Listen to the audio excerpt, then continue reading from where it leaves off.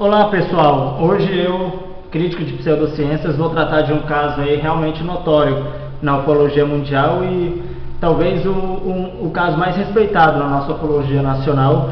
E estamos falando aí do famigerado, caso da Noite Oficial dos OVNIs no Brasil, que incrivelmente é tão respeitado não apenas pela comunidade de ufólogos, mas também por pesquisadores independentes. É um caso tão respeitado que realmente você encontra uma dificuldade muito grande de ver críticas e análises mais neutras em relação a esse caso.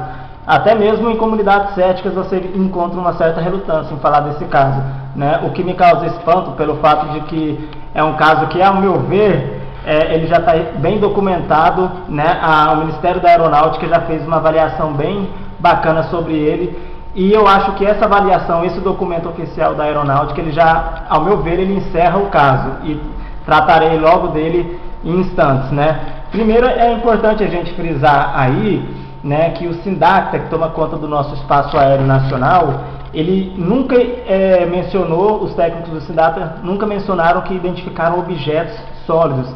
O SINDACTA, ele sempre observou nos céus do nosso Brasil, no ano de 1986, o que o SINDACTA pegou ali, digamos assim, foram objetos, pontos luminosos, E de fato nós temos relatos aí do tenente Kleber, que realmente menciona pontos luminosos.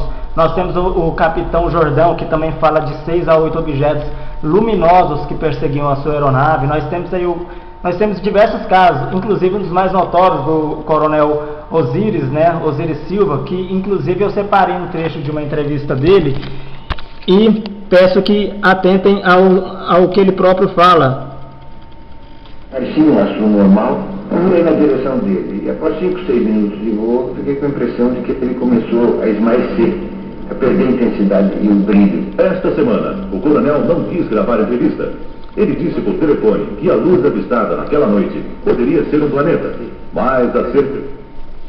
Perfeito, gente. Nós temos aí que o coronel que sobrevoou a primeira aeronave, que teria visualizado aí um desses pontos luminosos na noite dos OVNIs oficial no Brasil, nós temos que ele está meio confuso sobre o que realmente aconteceu, mas ele sabe que o que aconteceu ali foi a visualização de um efeito luminoso. Ninguém, oficialmente falando, falou de pontos sólidos, de naves, como alguns ufólogos altercam. Eles mencionam a posição oficial da aeronáutica e dos técnicos do SINDACTA é de pontos luminosos. Tudo bem? Mas vamos adiante e vamos ver, chegar no ponto central. Eu estou de posse de alguns documentos importantes aqui de caráter confidencial. Tudo bem? E eu tenho salvo em meu computador o documento final, mais oficial de todos, que é do Ministério da Aeronáutica, que é do Centro de Comunicação Social do Ministério da Aeronáutica. Tudo bem? Esse é o documento final, que foi dirigido ao renomado ufólogo Rafael Cury, de Curitiba. Tudo bem? Que ele é presidente da Associação Brasileira de Ufólogos. Tudo bem? E o que esse documento, esse memorando final, ele fala? E que, por incrível que pareça, tem sido uma matéria de muitos céticos, inclusive, têm ignorado esse documento, eu não sei porquê, Ele diz o seguinte: o compromisso irrevogável com a transparência administrativa significa pronta e imediata resposta à opinião pública dos assuntos de interesse resguardados de qualquer cujo teor secundário classificação de alguma ordem. O documento está ruim de ler, como vocês percebem. Continuando.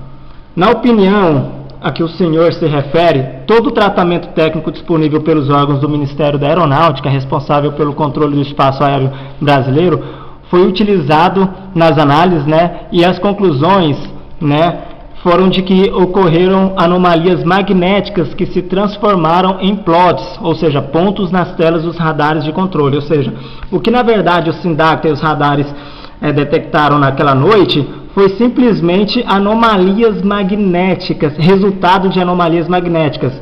O que o SINDACTA captou não foram OVNIs. Os pontos luminosos na tela dos radares do SINDACTA foram resultados de anomalias magnéticas, O que os técnicos chamam pelo termo técnico de plot, Essa foi a avaliação, ou seja, nem mesmo se você aceitar que os radares captaram pontos luminosos e não objetos físicos, já temos uma evidência aí meio estranha de que o céu foi perturbado por OVNIs, por naves alienígenas. Agora, quando você descobre então que esses próprios pontos luminosos, eles próprios são resultado de um erro, de uma anomalia técnica no aparelho, aí que você já percebe mesmo que você realmente está pisando aí num caso movediço, num caso realmente aí, refutável na ufologia. Continuando aqui, no caso em questão, o aparelho militar, que analisou o tráfego aéreo foi avaliado sem que efetivamente fosse emitido qualquer contato visual que justificasse a presença daqueles plots. O Ministério da Aeronáutica, na qualidade de instituição nacional, não pode...